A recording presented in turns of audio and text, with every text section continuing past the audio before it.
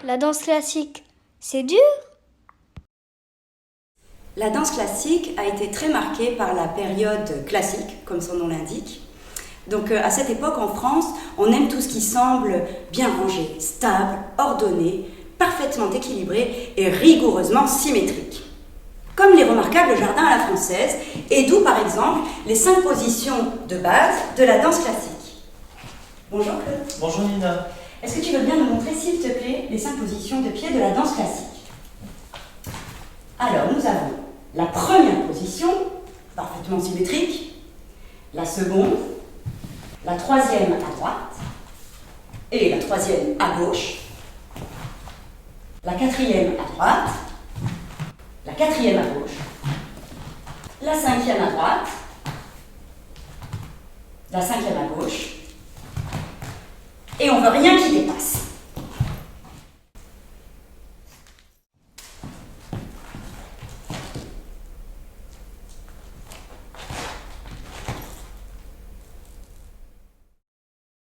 Pourquoi les danseuses mettent des pointes?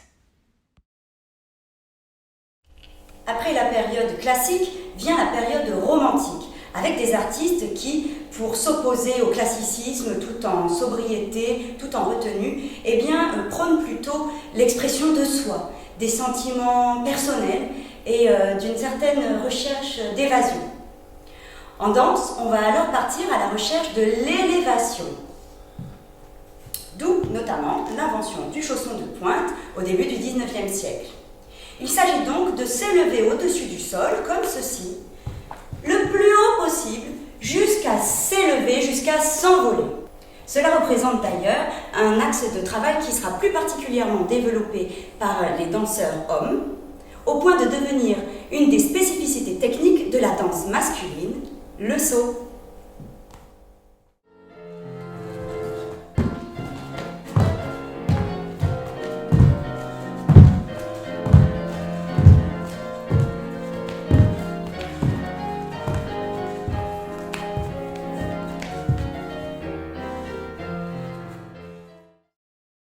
Pour faire de la danse classique, il faut être souple.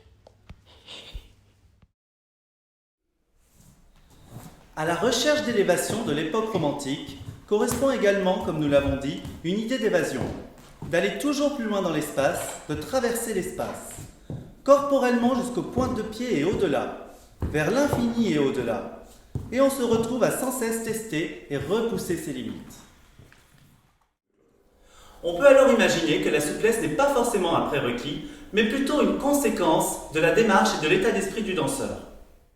Si à l'époque romantique, celle des tutulons, on pouvait aller jusque-là,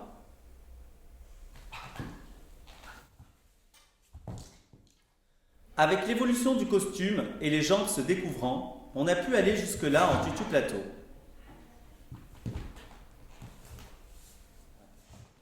Et encore plus tard, avec l'avènement du lycra, on peut aller jusque-là.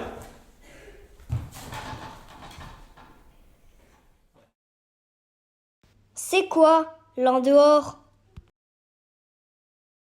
Mécaniquement, c'est la tête de fémur qui tourne ici dans l'articulation de la hanche. Les pointes de pied se trouvent alors tournées vers l'extérieur. Mais pourquoi danser en dehors? Eh bien, la première chose, c'est que à la cour du roi Louis XIV, qui était un roi qui dansait, et à qui on doit notamment la création de l'Académie royale de danse en 1661, eh bien, il était interdit de tourner le dos au roi.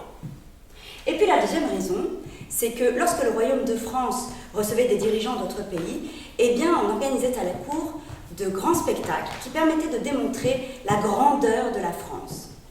Cela n'aurait pas eu l'effet voulu si les danseurs avaient pris le risque de se faire des croche-pattes et de tomber à chaque pas. Aïe. Les maîtres à danser de l'époque se sont alors questionnés et ils ont réalisé que tourner les pointes de pied vers l'extérieur permettait de se mouvoir facilement et confortablement tout en restant face à une direction donnée, en l'occurrence le roi. Cela permettait d'éviter tout incident diplomatique. Enfin, l'en dehors, c'est aussi l'occasion pour le danseur d'expérimenter comment l'état de corps peut être relié avec l'état d'esprit.